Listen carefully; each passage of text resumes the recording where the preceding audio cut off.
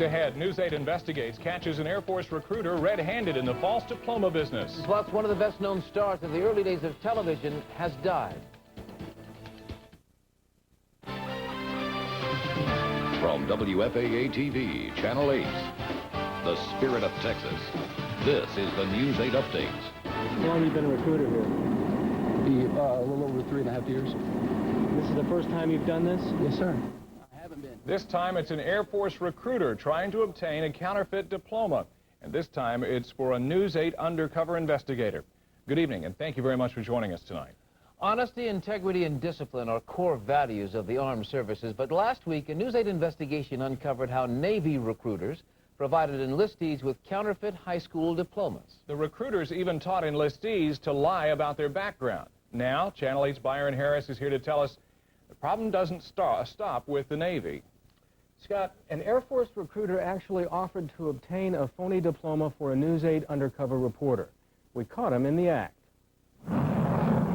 The Air Force needs to enlist 34,000 young men and women next year. As part of our investigation, News 8 writer Clay Trosclair visited this Air Force recruiting office in Mesquite twice, wearing a microphone. Both times he talked to recruiter Sergeant George Bland, saying he was interested in joining the Air Force but needed a diploma. Both times, Sergeant Bland offered him one. You have a diploma, coming up 50 GD, 4 weeks squared away. You bet. And so am I going to have to pay for that diploma stuff? Yeah, $35. Just fill out the name and whose name you want it from graduation. And The $35 would go to John Reynolds. He lives here in Mesquite and admitted to us that he does print up diplomas with no academic work involved.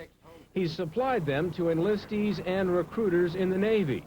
This is the way the Air Force recruiter described how Reynolds' counterfeiting system works. Just go there and see him, and we'll get a diploma, and that'll be it for your school. Like I won't have to go to class or anything? No, not really. No.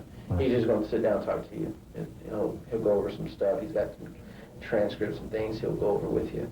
Moments later, Sergeant Bland escorts Trosclair to the diploma mill in Mesquite.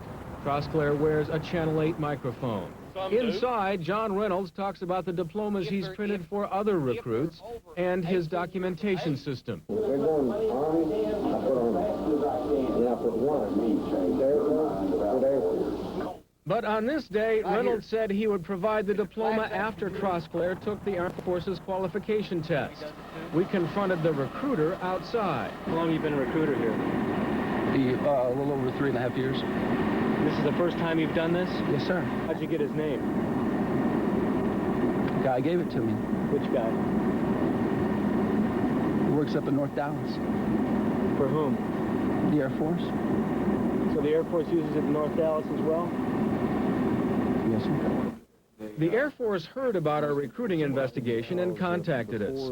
It launched its own investigation. Anytime somebody even accuses you of doing it incorrectly or wrongly or doing it, you know, without regard to policy and regulation, your first reaction is, you know, no. And the second reaction, one of the commander, is, well, don't let yourself judge this situation until you get to the bottom of it.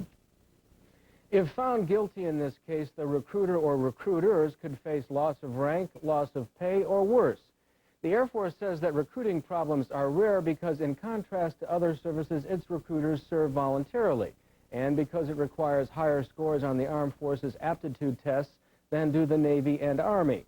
The Air Force also says that out of more than 1,300 new recruits in this district last year, just 15 had diplomas of the type John Reynolds is counterfeiting. Gentlemen? All right, Byron, thank you very much.